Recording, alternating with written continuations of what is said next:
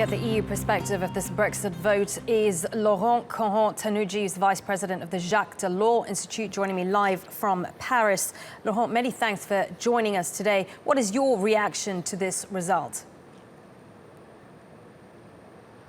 Well, I think like everybody else, it's a mix of consternation, sadness, a little bit of anger too.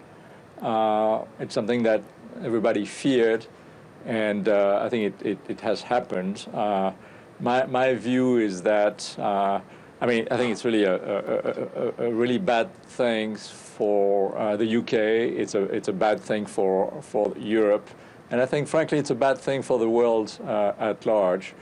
I believe such an important and complex question should really have been left to representative democracy, to governments, to parliaments.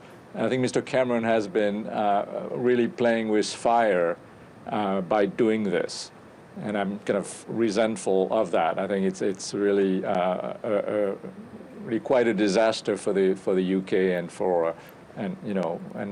a bad thing for Europe. That may be so, but we now have to look ahead, and a lot will now be determined by how the EU handles this situation, how they react or treat the UK. We're already seeing a potential disagreement with them the EU looking for a quickie divorce, and the UK saying we'll wait 3 months to evoke Brexit.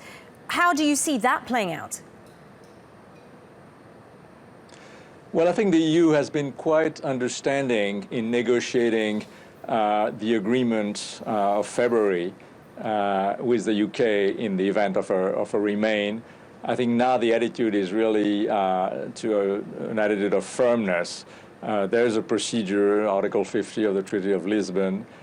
So I think the EU will want Mr. Cameron to actually notify the EU as soon as possible so that the 2-year time period can get started quickly. And I think the EU will want the negotiation to go pretty fast within this 2-year period. I mean, we've wasted enough time already since 2013 on this issue.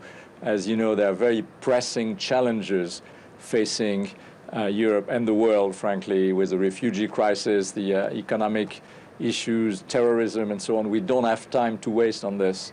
And so I think there's going to be quite a lot of pressure on the UK to get things going quickly. And challenges very much so within European countries. We've seen this rise of Eurosceptics in countries all over Europe, the rise of nationalism. The EU in a tricky position here, is it not? Because they can't afford to make things too easy for the UK, because they're well aware then the Eurosceptics will go, well, we'll call for our own referendum. Well, I think, first of all, I think that the consequences of this vote for the UK, which had been anticipated and warned by any serious study, whether British or international, that now we're going to see the result, and I think that should discourage anybody to kind of play the same kind of game. Of course, the proponents of further national referenda are not only Eurosceptic; they are really Europhobic. They want their countries to get out of the EU. But especially even if you really only want to defend the national interest in a very outdated way, because today the national interest facing all the challenges we have has to go through collective international action, and the EU is the right framework for this, among others. But even so, when you're going to see the consequences for the UK, I don't think anybody is going to want to take the same route. But the fight is really between those who want to close down the borders and those who want to embrace collective action and cooperation. That's going to be the fight of today and tomorrow within each camp. But is it really as simple as that? Because clearly there are a huge number of people, not just in the UK, which has been demonstrated by this vote, but throughout Europe, who have lost faith in the EU, who don't feel that the EU serves its needs. Surely their needs need to be acknowledged.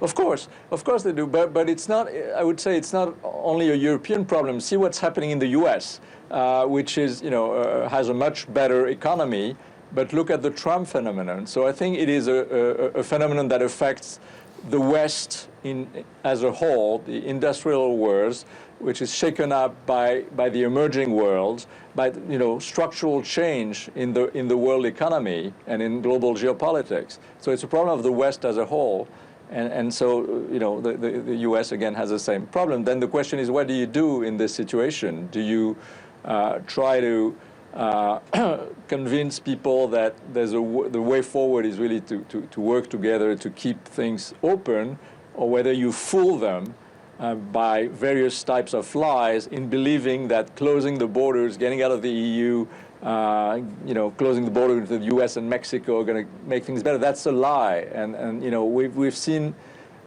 in the past century where this type of lie can lead. And I think it's very important for elected representatives, for the political class, to assume their responsibilities and not to abdicate them to populism. Laurent, we're running out of time. I ask you one more question. Where does this leave the EU project? Well, I think the EU project will continue. The UK has always been an ambivalent partner. I think the EU project will continue. I think there has to be certainly some things need to be fixed. There has to be further integration. The problem of the Schengen system, which is collapsing, needs to be addressed. But I think the way forward is for more integration and fixing the people's problem of growth, employment, security. These are the real challenges. So there has to be a reform, but we should not consistently self-incriminate ourselves and rather try to reform intelligently and try to convince the people that this is really the only way forward. Okay, Laurent, I appreciate your time. Laurent Cohen-Tanugi, Vice President of the Jacques Delors Institute, there for us live in Paris. Many thanks for that.